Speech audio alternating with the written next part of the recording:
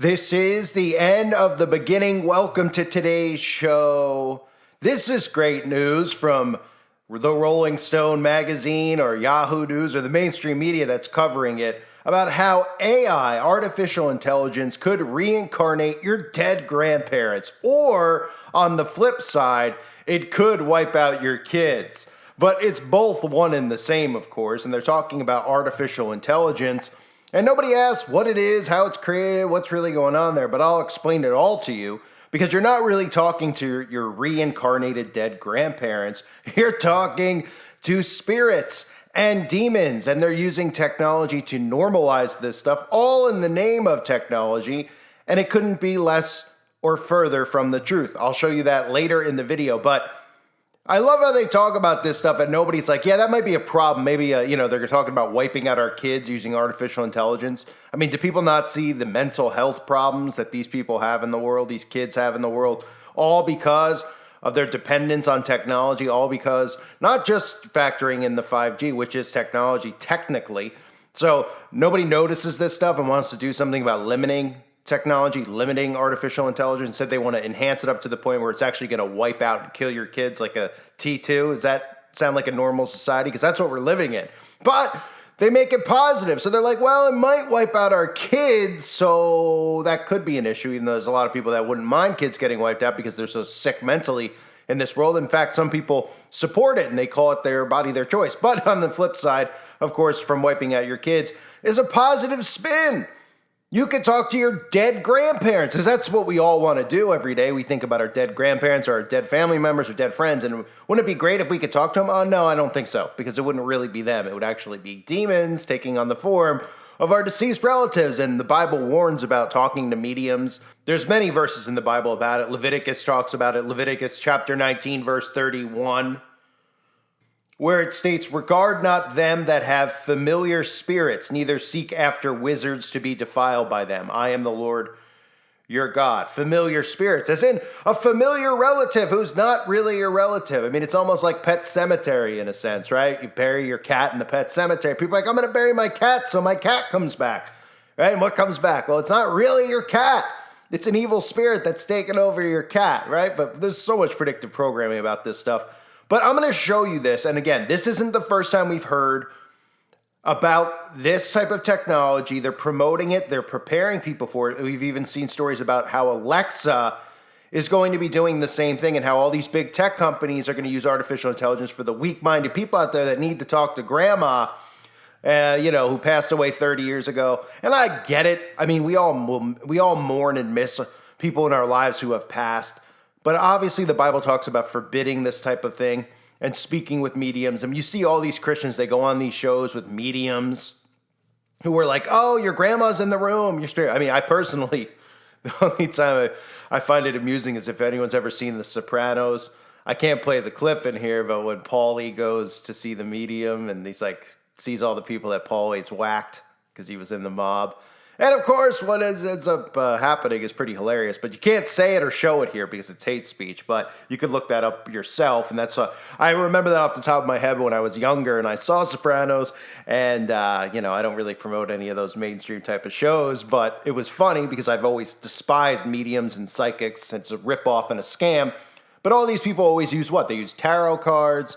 They summon spirits. This is all witchcraft and sorcery. The Bible warns us about this again, but artificial intelligence, again, to normalize these things, they're going to start using, they're going to be like, well, we probably, when people go, we should avoid and we need to, put regulations in place about the dangers of artificial intelligence.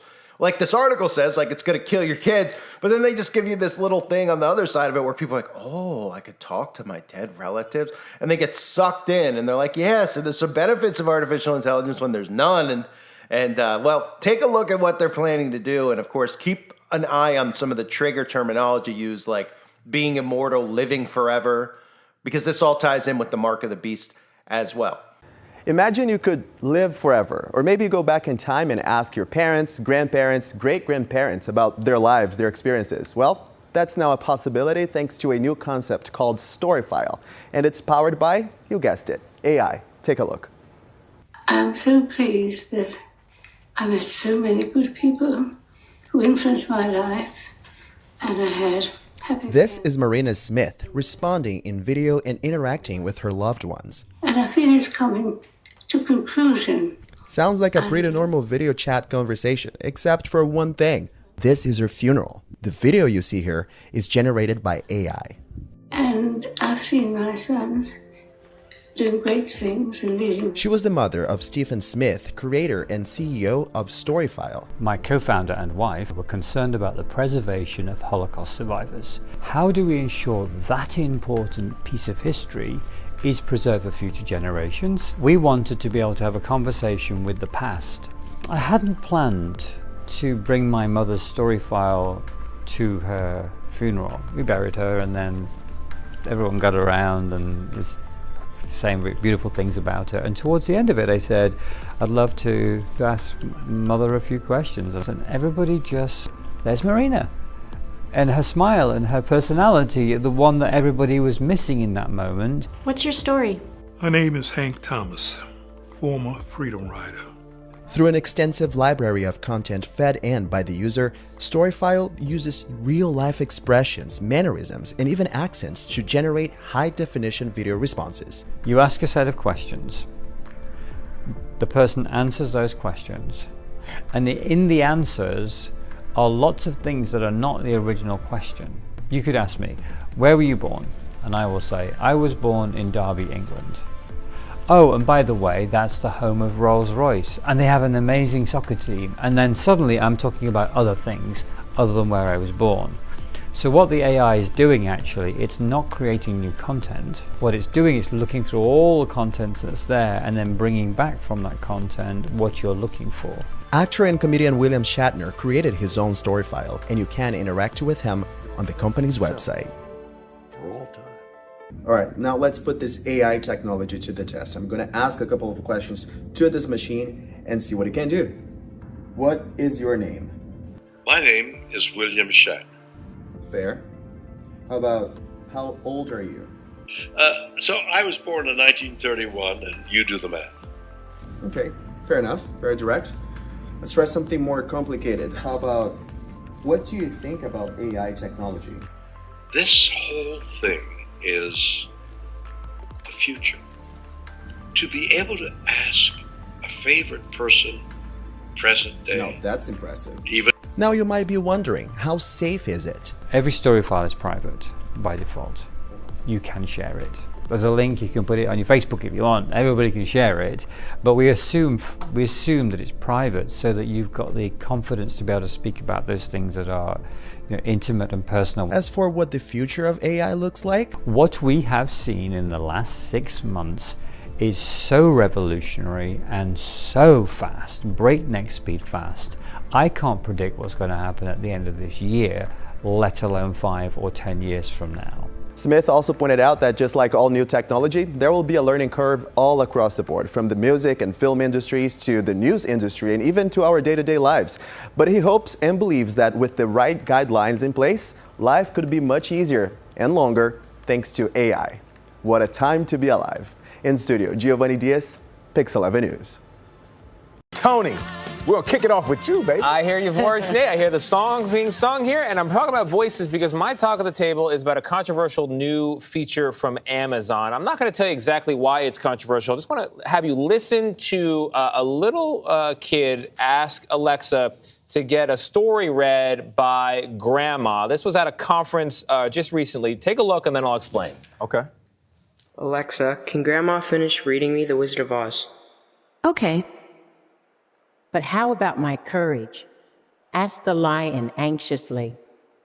You have plenty of courage, I am sure, answered Oz. Grandma in this scenario is no longer with us. And Alexa, with this new technology, you see why it's controversial. Yeah, I don't like it. Alexa is creating, I can don't create like it. anyone's voice. So you can have your dead relative Yes. engaged. I don't like Why it. don't you like it? I don't like I If think it's you're a creepy. child and you're missing your relative and you want to hear that voice, why not? That creeps me out. That doesn't creep you out? That creeps me out. When my mom died, I've saved the answering machine. Back in the day, we had answering machines. Yeah. So I saved the answering machine where she said, "This is Peggy King. You've reached out." A lot of people do that. I've saved it. Yeah. And then I let it go. But to have her her voice reading like she's there is creepy to me. But some people don't want to let that go. Some people want that to last I forever. can understand that. I think a recording. I'm seeing both sides. Okay, well, I want to see your side. Do you like this idea? If I could hear the voice of a grandparent that I never had a chance to meet, like a couple of my grandparents, I would love to hear them talk to me. I don't like it. But it's a creation. It's an AI creation. It's an AI not a recording. It's artificial intelligence. Artificial. You take the voice and Yeah. then they figure out a way to allow Alexa to mimic Well, that voice. I'll bet people agree with both of us, Nate. Yeah. Bet they do. So yeah, that's not frightening. And of course, Alexa as well. All of these types of devices that people are bringing into their homes. Soon they'll be imprisoned in their homes. They'll be imprisoned in their homes. And then they'll be like, oh, it's a big deal. I got the Alexa. I could talk to grandma. All right, these people are just, I mean, it's really unbelievable. Look, I'm going to read the article. Then I'm going to show you how this ties into summoning spirits, bringing over what's on the other side. We have quantum computers. We have these guys that constantly are talking about what quantum computers really are, what they're really trying to do, which is summon demons. And then people are like, oh, this guy's crazy. He believes in demons. Also, these are some of the richest people on the planet who are talking about this stuff. They're at TED Talk.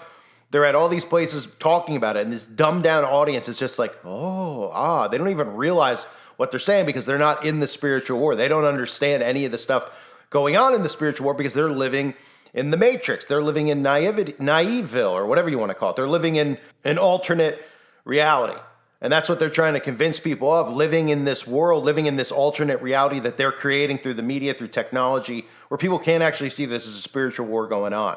Okay, but first let's take a look at this article that's talking about how we could talk to our dead relatives and, of course, talk to grandma, and don't worry about them wiping out your kids. So it says, when, not if, robots destroy humanity in the next few decades, they won't resemble the Terminator, says Eliezer Yudkowsky, the leading pioneer of artificial intelligence who now believes we're doomed. Oh, that's great. I love how this is just like in Yahoo, and people are just like, it's not a big deal. So Yudkowsky is 43, balding, and with a dark beard and glasses over Zoom in Seattle. He wears a loose-fitting, long-sleeve gray polo shirt and a cloak of despair. For the past 20 years, he's been a lead researcher at the Berkeley-based Machine Intelligence Research Institute, a nonprofit dedicated to creating what he calls friendly AI, artificial intelligence that aligns with the ethics and morals of human beings. He's considered one of the field's most influential theorists. This makes his prediction sound like the stuff of a madman or a prophet. The killer machines of the future, he tells me, will likely be, get this, nanoscopic bots tiny enough to infiltrate all matter, including us. Now, does that sound familiar about something going on right now where you hear the word nano, right? Nanoparticles, nano this, nano that. Right? Well, a lot of us have been screaming about it, so much so that I know another YouTuber lost like 40 channels over talking about nanotechnology and how they can get it in your body. I mean, if you're not thinking at this point, how could they get nanotechnology into our bodies? Nanobots? I don't know. Let's think real clearly. How are they accessing your body right now? How can they get nanoscopic bots in there? So this guy says that nanoscopic bots tiny enough to infiltrate all matter, including us. He says the AI can employ superbiology against you. That sounds familiar too.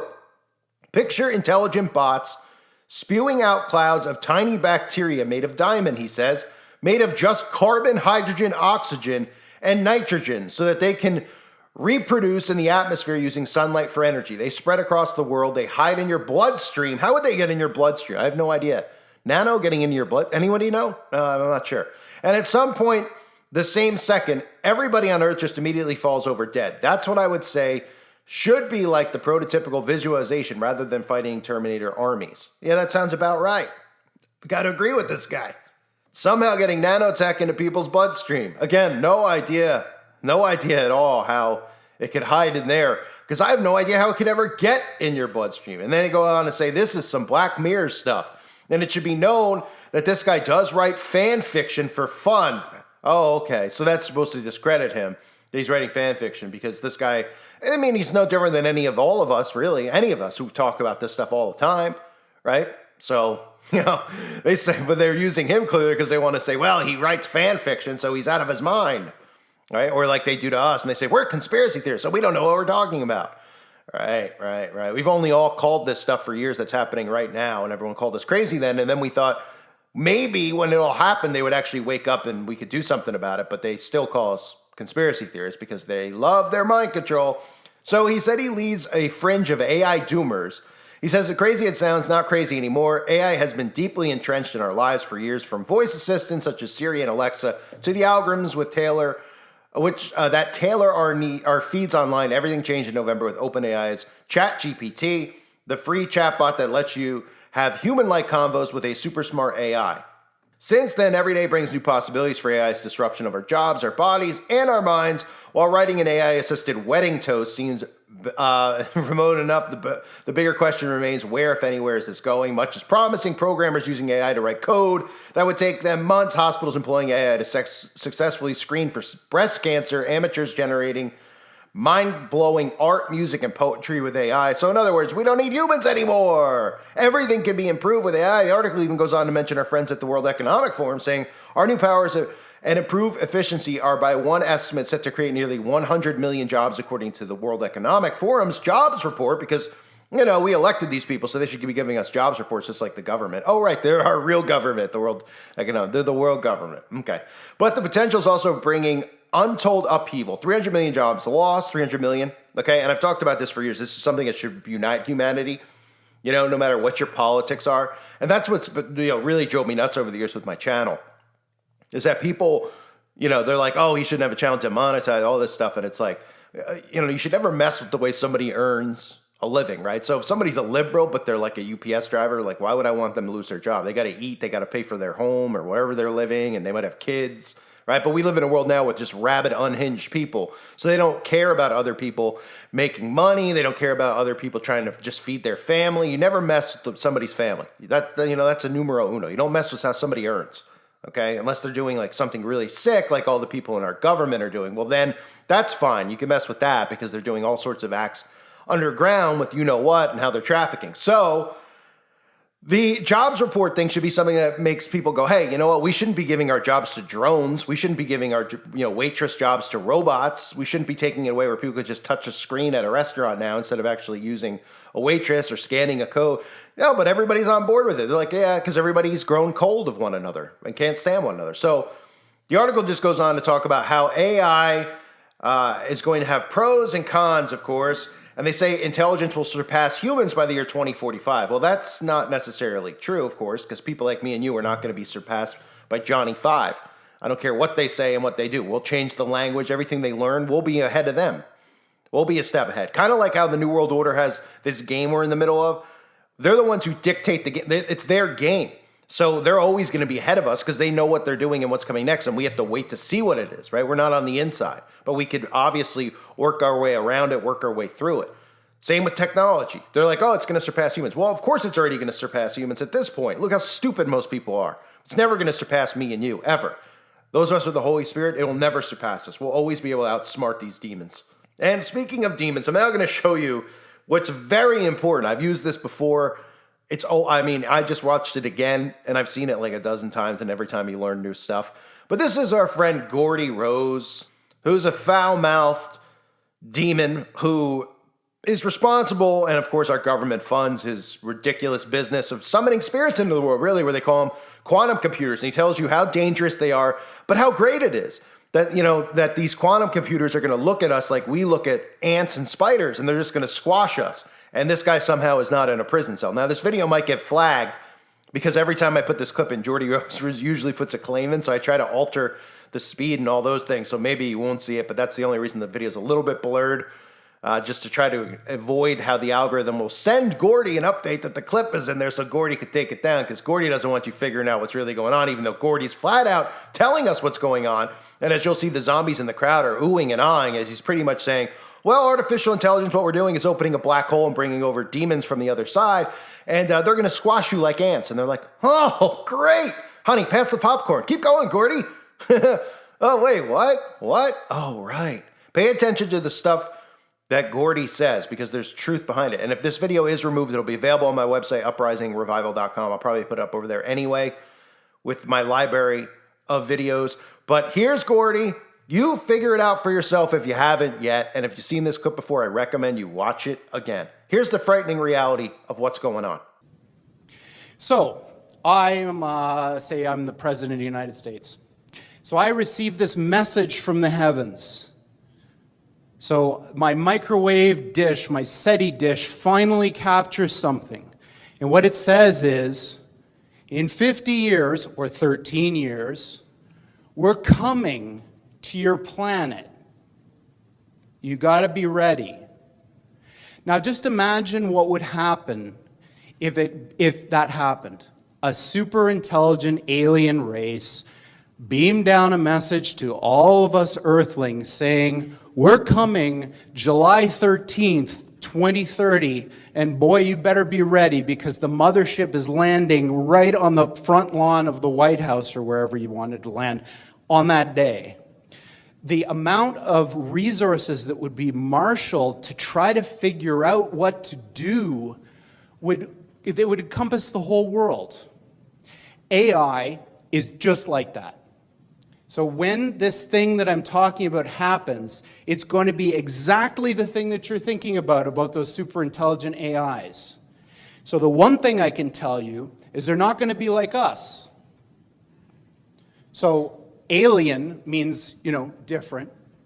These things that we're building are not going to be people. They might be really smart, they might be really good at all sorts of different things, but they're not going to be like us. They're going to be aliens. And they're going to be, I'm sorry to say, way smarter than every single person in this room.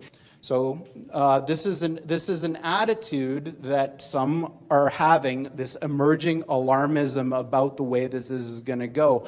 But these words, demons, doesn't capture the essence of what's happening here.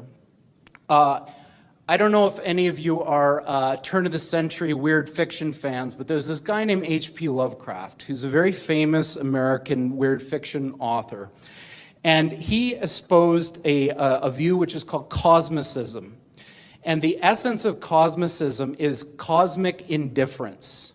So what he was saying is basically, yes, there are these massively intelligent entities out there, but they're not good, they're not evil. They just don't give a shit about you even in the slightest. The same way that you don't care about an ant is the same way they're not going to care about you.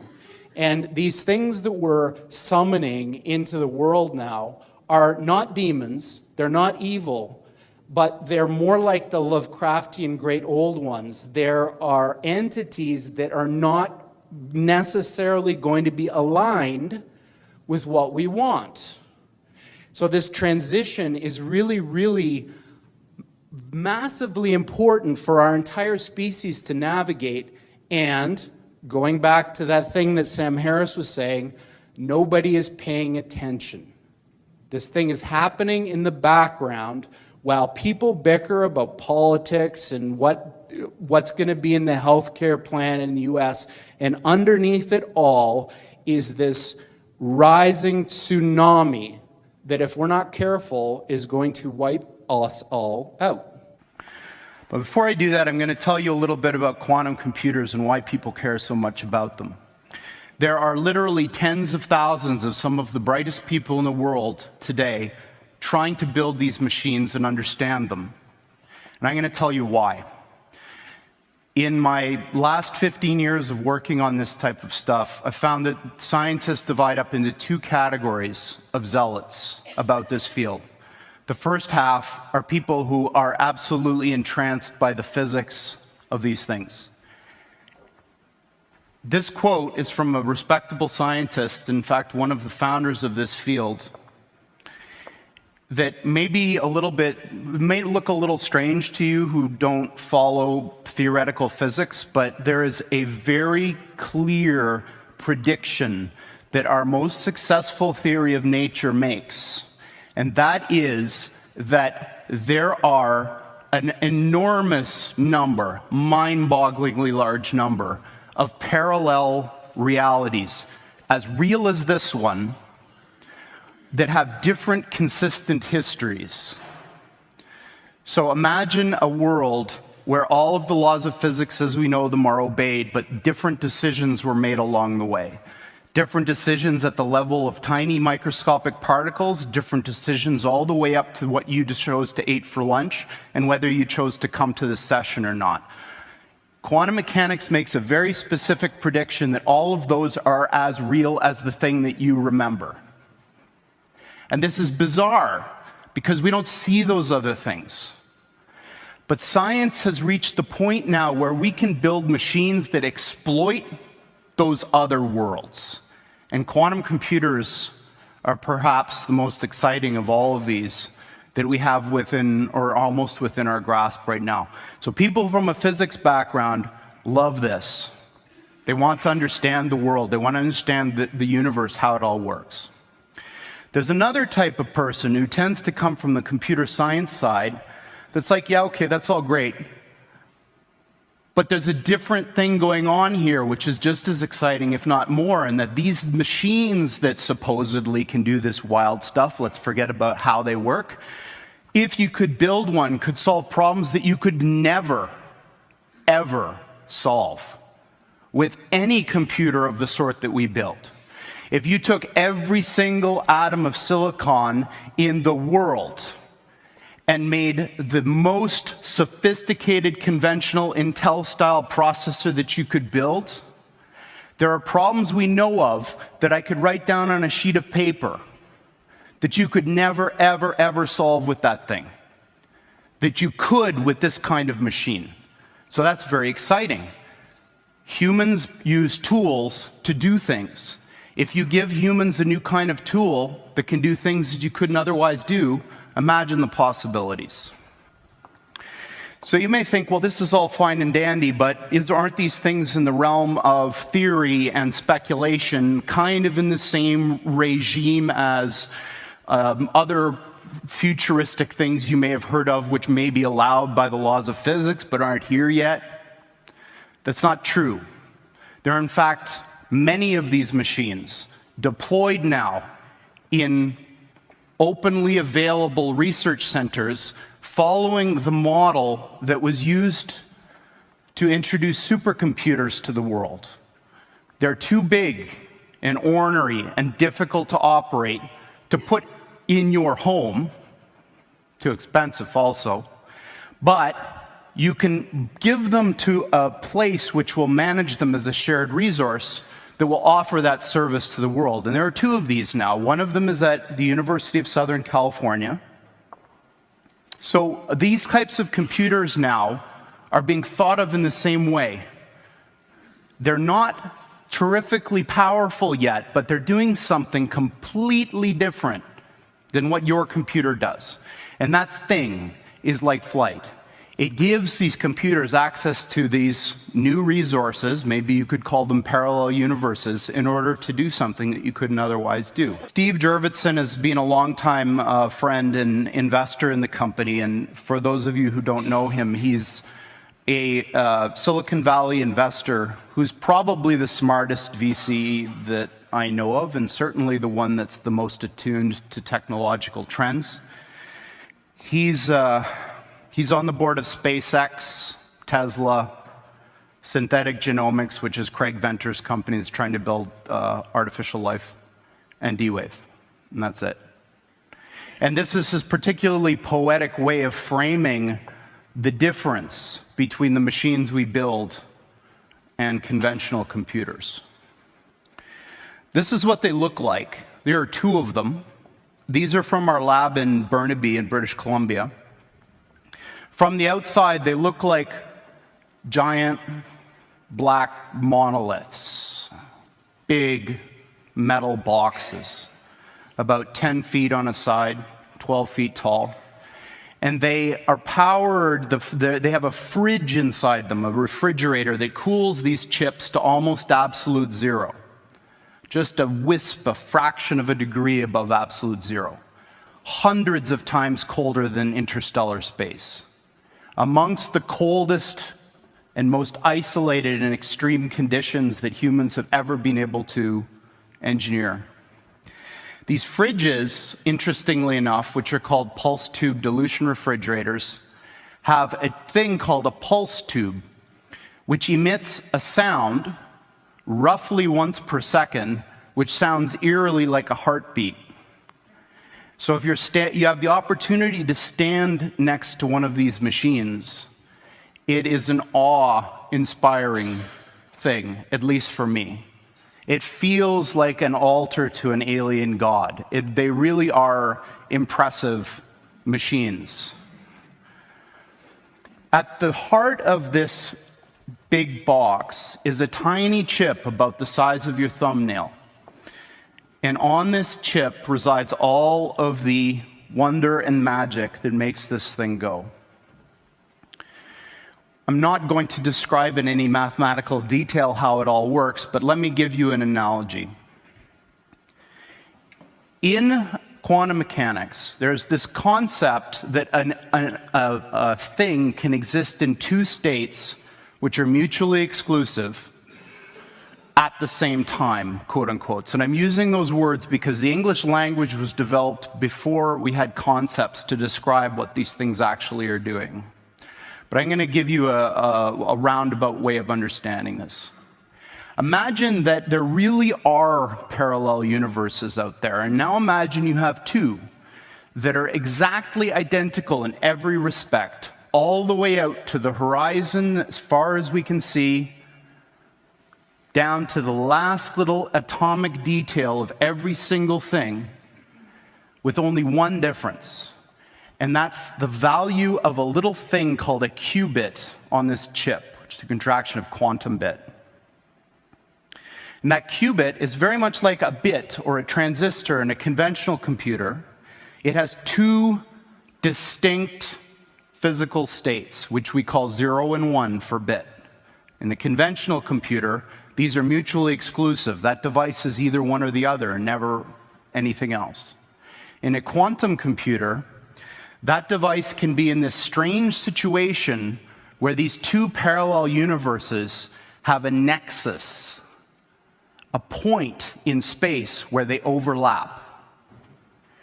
And when you increase the number of these devices, every time you add one of these qubits, you double the number of these parallel universes that you have access to, until such time when you get to a chip like this, which has about 500 of these bits, you have something like 2 to the 500th power of these guys living.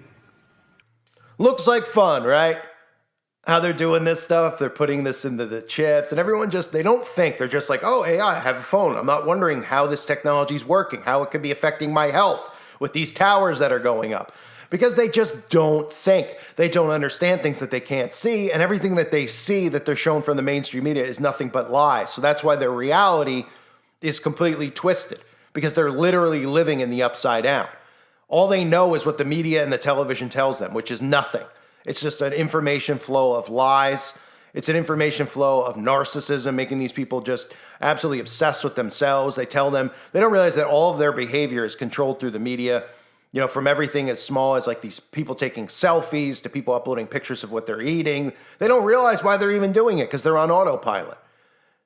And this is exactly what the problem is with this world. They won't wake up to what's really going on. That's why you see the majority of the audience there kind of just going, oh, cool, right? You think 100 years ago, if somebody was saying this type of stuff, that they wouldn't have charged the stage and been like, this guy needs to be thrown in prison. These ideas are sick.